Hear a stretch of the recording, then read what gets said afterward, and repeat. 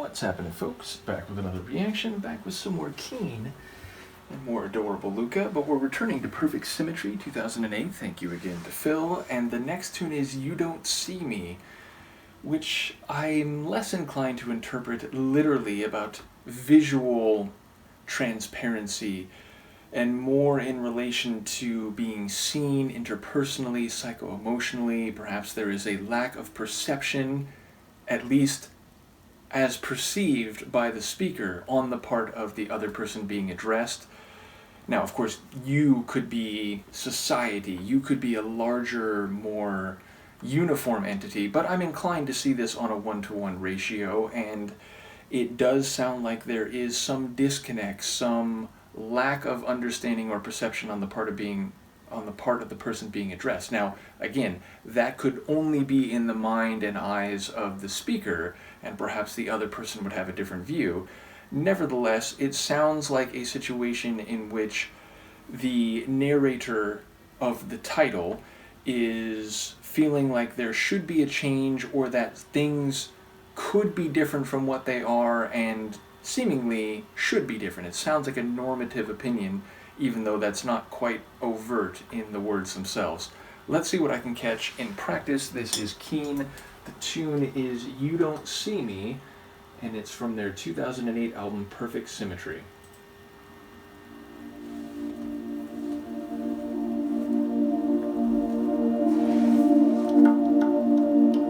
Like beautiful dolls, all made up and bright, radiant people and splintering light, all moving at the speed of light, reflected in each other's eyes.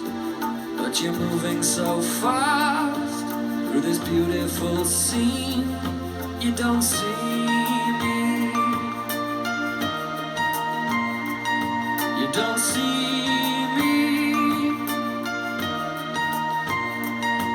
Oh, truly we are a fortunate few who turn on your axis, revolve around you, all spinning outwards from your sun, passing your reflection on in your hurry to grasp everything that you see. You don't see me. You don't see me. You don't see me. No, you don't see me. Such a beautiful view.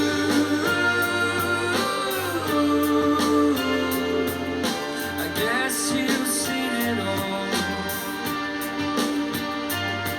but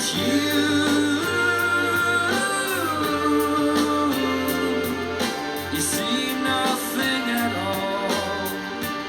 Such a beautiful view.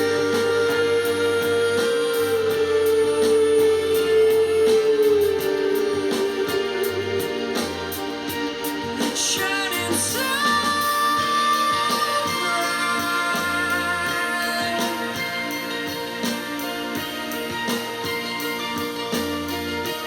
shining so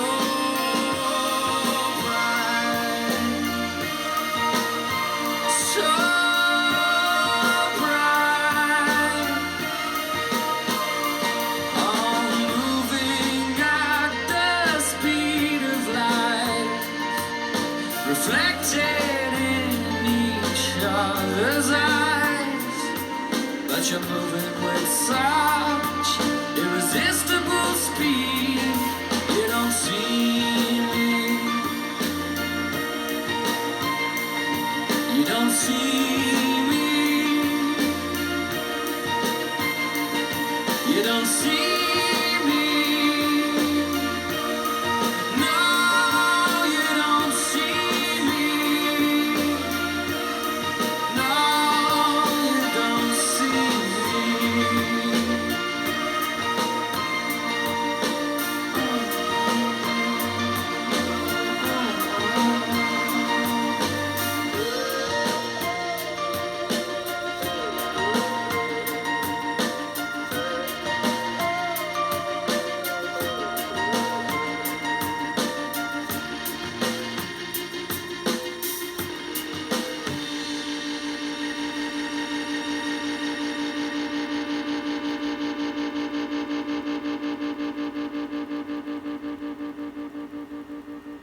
Bit of a electric generator feel there at the end.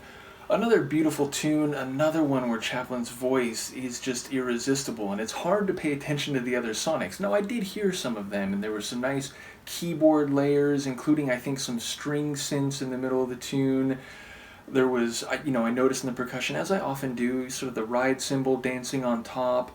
Again, there was that more electric type of sound, I guess technically a bass line, I'm not sure, but that really stood out at the very end. But during the bulk of the tune, you can't help but just focus on Chaplin's voice. And I talk a lot about his melodic elegance, and he just has a very crisp and sweet sound to his singing. That's true, but something I was thinking about during this song, it's his tempo shifts, his use of melody in time. Like, he just knows when to shift to the next pitch or the next note. He knows when to stretch something out. So it's, again, the quality of the singing itself, but also his vocal performance in time with the rest of the sonics that I think is so impressive. And there's another great example of it here. Speaking of stretching, there were a couple keyboard elements in the background that seemed to have a bit of a bend or a stretch to them at certain transitional moments. I enjoyed that. And yeah, like lyrically, at first I was like, oh, he might be talking about a larger, he's talking about lots of people being around and maybe they're dancing and so on, but they're not seeing him because they're moving so fast and doing things, and maybe they think they've seen it all and they're sort of just engrossed and they're actually missing a beautiful view. So it feels like maybe there is a use of you in a broader sense, but I feel like there still could be multi-layered meaning in that regard. It could be you specifically, but you more broadly if you fit into this category. But I also think it is functioning on two levels. Like visually, there's a lot of like visual references, light bouncing off people's eyes, back and forth, and then, making reference essentially to light in a physical, chemical sense, or, in relation to physics, which is to say, moving at the speed of light and going so fast. And I think there was a line about going around a sun.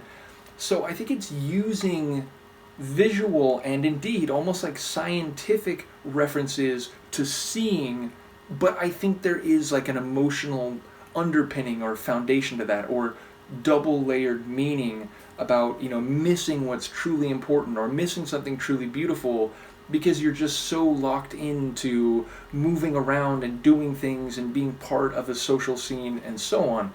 So I do think there's a commentary being made here. I don't quite know if I'm hearing it right, but again, I think the lyrics do function certainly visually and psycho-emotionally, maybe also more broadly and more individually. So yeah, it's another one I'd like to hear multiple times, let those lines wash over me. Obviously, let me know if you have some insights or interpretations, but yeah, it feels like it does function in a couple different ways, and I enjoy a song that gives you visual references, and in this case, like quite literally, about the way we see people through reflected light that comes from the sun or comes from artificial light sources, and that moves at the speed of light, but then referencing people moving at the speed of light, and it seems to be using these visual and, again, scientific ideas as a way to talk about more psycho-emotional and social dynamics. So let me know if I'm onto something there, but again, what do you say? It's just Chaplin's voice is incredible. It's another example of that. I'm loving this album. Hopefully you are too. Luca is as well, even though she's a bit subdued and low-key at this moment. Let me know what you think, and I'll see you for the next one. Peace.